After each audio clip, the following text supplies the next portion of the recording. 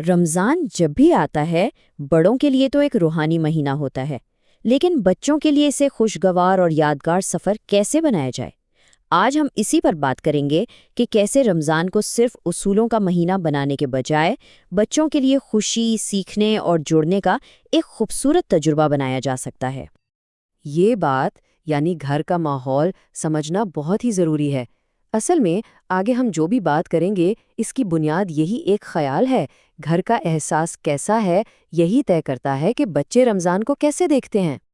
تو پھر سوال یہ پیدا ہوتا ہے کہ یہ خوشی، تجسس اور آپس میں جڑنے والا ماحول بنایا کیسے جائے؟ چلیں اس کو ایک سفر کی طرح دیکھتے ہیں اور کچھ ایسے عملی طریقے ڈھونڈتے ہیں جن سے یہ مثبت ماحول بن سکے۔ تو آئیے اپنے پہلے حصے سے شروع کرتے ہیں۔ دیکھیں، کوئی بھی ایکٹیویٹی یا کام شروع کرنے سے پہلے سب سے اہم چیز ہے صحیح جذباتی ماحول بنانا، یعنی کیسے کرنا ہے اس سے پہلے یہ سمجھنا کہ کیوں کرنا ہے۔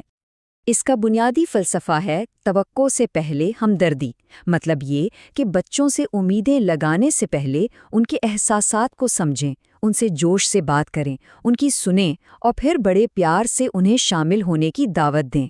اس سے ان کی پریشانی کم ہوتی ہے اور تجسس بڑھتا ہے۔ یہاں ایک بہت عام غلط فہمی کو واضح کیا گیا ہے۔ اکثر ہم بیرونی انعامات کا لالچ دیتے ہیں، جیسے روزہ رکھنے پر مہنگے تحفے۔ اس سے بچے یہ سیکھتے ہیں کہ عبادت ایک سودے بازی ہے، جبکہ اصل چیز ہے اندرونی ترغیب، یعنی جب ہم انہیں مقصد سمجھاتے ہیں تو ایک پائیدار روحانی تعلق بنتا ہے۔ ٹھیک ہے، تو جب ایک صحیح ذہنیت بن گئی تو اب ہم مہینہ شروع ہونے سے پہلے ہی کچھ عملی تیاریوں کا آغاز کر سکتے ہیں۔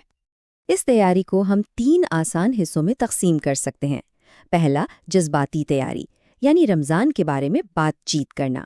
دوسرا، ماحولیاتی تیاری، یعنی گھر کو سجانا۔ اور تیسرا، جسمانی تیاری، یعنی روزے کی پریکٹس کرنا۔ اس طرح دل، گھر اور جسم تینوں تیار ہو جاتے ہیں۔ اور سجاوٹ کے لیے یہ کچھ بہت ہی مزیدار آئیڈیاز ہیں، جیسے رمضان کا کاؤنٹ ڈاؤن کیلنڈر بنانا یا دیوار پر ٹیپ سے مسجد کا ڈیزائن بنانا۔ گھر میں نماز کے لیے ایک خاص کونا بھی بنا سکتے ہیں۔ یہ چیزیں صرف گھر کو خوبصورت نہیں بناتی بلکہ بچوں میں آنے والے مہینے کے لیے ایک حقیقی جوش پیدا کرتی ہیں۔ چڑیا روزہ کا تصور تو بہت ہی شاندار ہے۔ یہ بچوں کے لیے ایک پریکٹس روزہ ہے، مطلب پورا دن نہیں بلکہ کچھ گھنٹوں کا، جیسے ناشتے سے دوپہر کے کھانے تک۔ اس سے بچوں میں بغیر کسی دباؤ کے خود اعتمادی پیدا ہوتی ہے اور وہ روزے کی روح کو سمجھ پاتے ہیں۔ چلیں جی، اب سٹیج تو تیار ہو گیا ہے۔ اب دیکھتے ہیں کہ رمضان کے مہینے کی روزانہ کی روٹین کیسی ہو اور ہر دن کو بامانی اور صحت مند کیسے بنایا جائے۔ اور یہ بات سحری کی اہمیت کو بہت اچھے سے واضح کرتی ہے۔ دیکھیں، سحری کا مطلب صرف پیٹ بھرنا نہیں ہے، بلکہ ایسی چیزیں کھانا ہے جو دن بھر آہستہ آہستہ توانائی دیتی رہیں، جیسے جو اور انڈے۔ بالکل اسی طرح افطار کے لیے بھی سمجھداری سے کام لینا ضروری ہے۔ روزہ ہمیشہ کھجور اور پانی سے آرام سے کھولنا چاہیے۔ تلی ہوئی اور بہت زیادہ میٹھی چیزوں سے بچنا بہتر ہے، کیونکہ وہ ایک دم سے توانائی کم کر دیتی ہیں۔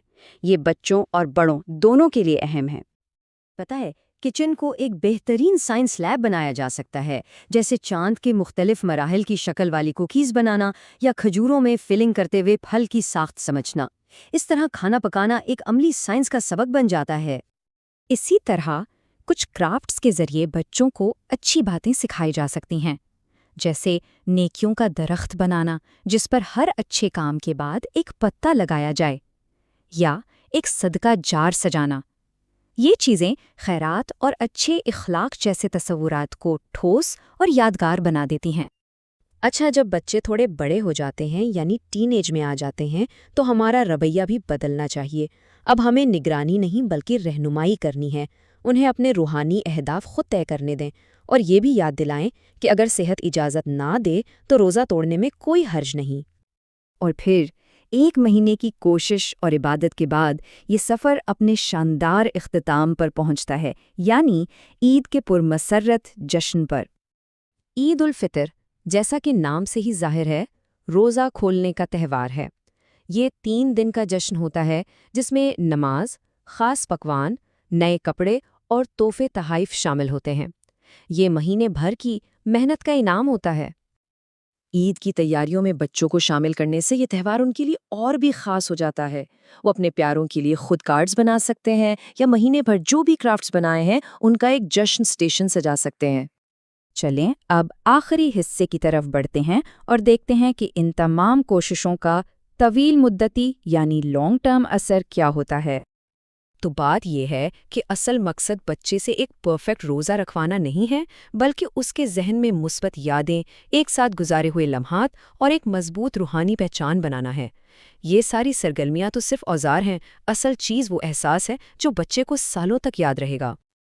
تو آخر میں یہ ایک سوال ہے جس پر ہم سب کو سوچنا چاہیے کہ تمام سجاوٹوں اور پکوانوں سے ہٹ کر وہ کون سا ایک خاص احساس ہے، چاہے وہ سکون ہو، شکر گزاری ہو یا اپنائیت، جو ہم چاہتے ہیں کہ ایک بچہ رمضان سے اپنے ساتھ ہمیشہ کے لیے لے کر جائے۔